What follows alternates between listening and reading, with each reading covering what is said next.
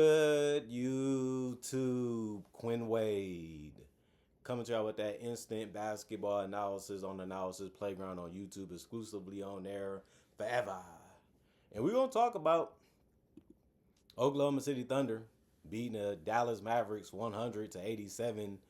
Mavericks go to 21 and 39 and 14 and 19 at home. Thunder win the season series 3-0 as they beat them every single time that they see each other this season. And they won't see them until next season. Oklahoma City Thunder 47 and 15 now, 22 and 8 on the road. Still a really good record. Thunder won the first quarter 36-25. Dallas won the second quarter 24-22, but then they lost the third 25-20, and they fought a little bit to win the fourth quarter 18-17, but it didn't matter because they ended up losing by 13. Isaiah Hartenstein, 25 minutes, 7 points for him. He missed a lot of easy ones right by the rim. Sometimes he's really good at it. Sometimes he's not. He also missed a three-pointer, so that didn't help his field goal percentage either. He also just went 1 of 4 from the free throw line, but he still got 5 rebounds. He still had 4 assists. He ended up getting 1 steal and 2 blocks, 1 offensive rebound, 3 personal fouls, and was a plus 10 and plus minus. So not the game you expected from him. You wanted more from him, but, it didn't require much for them to beat the Mavericks anyway in this one. Chet Fetch Holmgren, 28 minutes, 19 points, 8 of 14 from the field, 1 of 5 from 3, 2 of 2 from the free throw line. He couldn't make a 3, but he was able to score in other ways, and he has been able to do that all season. He's long, he's lanky, has good size, and he's decent at finishing around the basket. He did have 9 boards that led the team, and he also had 1 assist, 2 turnovers, 2 steals, and 2 blocks. 4 offensive rebounds, 1 personal foul, and was a plus 13 and plus minus. Shea, he's the closer, and he's the guy that is their go-to weapon. He dominated this game with the 30. He also went 12 of 20, which is efficient. He did go 1 of 5 from 3. That's the biggest criticism for him, besides he had 3 turnovers. But other than that, he had 4 assists, 5 boards, and 4 steals. He's a two-way player. He's one of the hardest players to guard, one of the hardest players to stay in front of. And he's very tricky, to predict because he's so good with the jump shot, especially with the mid-range. 2 personal fouls and was a plus 13 and plus minus. Lugens Dort got to start. 21 minutes, 5 points for him. 2 of 6 from the field, 1 of 5 from 3. He had 4 rebounds, no turnovers, and a personal foul. He was a plus 11 and plus minus. Cason Wallace played 30 minutes. He had 4 points. He went 2 of 7 from the field, 0 of 3 from the three-point line. He had 6 boards. He also had 8 assists. The 8 assists was the most on the team. And he's been getting better at playmaking. He's getting better at reading defenses. The more you play, the more you get used to being around guys and playing with guys, things get more smoother and easier for you. At least they should, I should say. 1 turnover, 1 steal, 1 block for him, 1 offensive board, 2 personal fouls, and a plus 8 and plus minus. Jalen Williams, the big guy, 17 minutes. He went 0 of 2 from the field. He missed his only 3. Went scoreless because of that. He did have 5 rebounds, though, 2 assists, 1 turnover, and 2 blocks. He also had 2 personal fouls and was a plus 4 and plus minus. You look at Alex Caruso. He came off the bench and played 22 minutes. He had 4 points and went 2 of 5 from the field to get it. He also missed all of his threes, which was 3 total tonight. He also had 6 boards. That was the most off the bench, and he also had 1 assist, 1 turnover, and 1 block and 2 personal fouls and was a plus 4 and plus minus. He's going to try to do whatever he can to help the team win. If they need this, they need that. He's going to seek it and try to get it done for the team. Kenrich Williams, 6 minutes. He also missed all of his shots. He went 0 of 3 from the field, 0 of 1 from 3. 1 rebound, no turnovers. And he did have no personal fouls and was a minus 1 and plus minus. Isaiah Joe, 21 minutes, 14 points. He went 5 of 9 from the field, 3 of 7 from 3. 1 of 1 from the free throw line. He had 5 rebounds, no turnovers. 1 offensive rebound, 1 personal foul, and was a plus 2 and plus minus. I like what he was doing in this game, just making winning plays and just trying to find a way to help his teammates out, even if that's spacing the floor, even if that's attacking the cup. All of it was really working for him tonight. Besides, he could have shot a little bit better from 3, but he also didn't shoot that bad in this one. Aaron Wiggins, 15 minutes, 6 points, 2 of 7 from the field, 1 of 3 from the three-point line, 1 of 2 from the free throw line. No turnovers, a steal, no personal fouls, and a plus 4 and plus minus.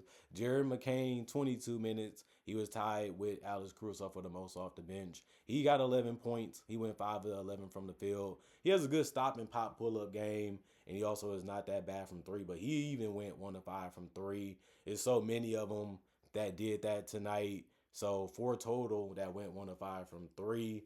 But they still defended well and still made it difficult for the Mavericks to be able to score. Plus, the Mavericks don't really have that many offensive weapons anyway, so they just had to commit to not fouling too much and also just making sure they taking more perimeter shot than interior shots, which the Oklahoma City Thunder was able to do.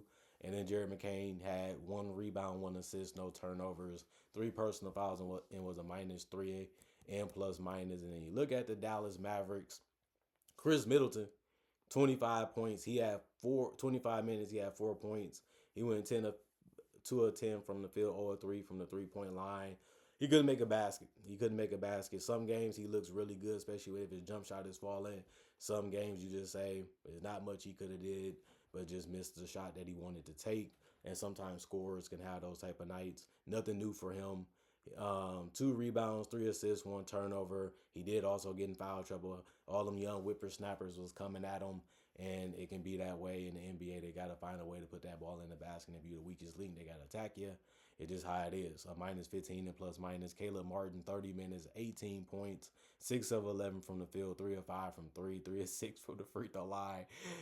18 points is the game high for the Mavericks, and that's something that you would look at and say, dang, nobody could get 20, but it ended up being that type of night for him, even though he did it efficiently and he played real well offensively. It was just one of those nights for him. 3 rebounds, 1 turnover, 1 steal, 1 offensive rebound, 3 personal fouls, and a -10 and plus minus. Daniel Gafford, 22 minutes, 8 points, 3 of 9 from the field. He went 2 of 2 from the free throw line and grabbed 7 boards. He tried to finish as well as he could. It just wasn't popping for him tonight. 2 assists, 1 turnover, and a steal. 2 offensive rebounds, 1 personal foul, and a -9 and plus minus. Brandon Williams, 24 minutes, 14 points. He went 5 of 12 from the field, 0 of 2 from three, 4 of 4 from the free throw line. He kept hitting the middies, and he kind of should have because that was the best shot, and the defense didn't mind giving it to him. He also had 3 rebounds, 3 assists, 1 turnover, 1 offensive rebound, and he had no personal fouls and was a -14 and plus minus. Max Christie was able to splash in 4 threes, but he did miss 4 of 2, and he ended up finishing 5 of 11 from the field. You have to take that. You're just happy that he was able to give you decent offense out there, considering how hard it is to score in the Thunder as perimeter players. He was able to have a good enough night. He had 7 rebounds, 2. He also had 2 turnovers, 2 steals, 1 personal foul, and was a -12 and plus minus. Dwight Powell, 21 minutes, 9 points. He finished at the rim real good in this one. 4 of 5 from the field, 1 of 2 from the free throw line. He grabbed 9 boards. They needed somebody to do that, and he stepped up to the plate to get it done. 2 assists, 1 turnover, 1 steal in the block. 2 offensive rebounds, 3 personal fouls, and was a -4 at the end of the night. Musa played 21 minutes. He missed his only shot, but he grabbed 12 rebounds. That was the best on the team. He knew that he might not get a lot of chances and a lot of opportunities to score the ball, and he said, screw it, I'm just going to work hard and try to find a way to impact the game the best way I can, and it ended up working out for him. 2 turnovers, 3 offensive boards, 1 personal foul, +1 and plus minus. Klay Thompson, 15 minutes, 7 points, 3 of 8 from the field, 1 of 5 from three. He had 1 assist and 2 turnovers, 1 personal foul, and a -3 and plus minus. Ryan Nembhard, 24 minutes, 7 points, 2 of 9 from the field, 1 of 4 from three, 2 of 2 from the free throw line, 2 rebounds, 5 assists, 5 turnovers, 2 personal fouls, and a +1 and plus minus. He turned the ball over way too much. But like I said, they're going to go for the steals. They're going to go for the passing lanes. They're going to try to strip you. They're going to try to find a way to make it look like things are open just to trick you. And he fell for it a lot in this game. Plus, he couldn't even get the shots he really wanted a lot in this one either. And then A.J. Johnson, 22 minutes, 6 points, 3 of 9 from the field, 0 of 4 from three, 4 rebounds, 4 assists, 1 turnover, 1 steal, 1 personal foul, and a 0 and plus minus.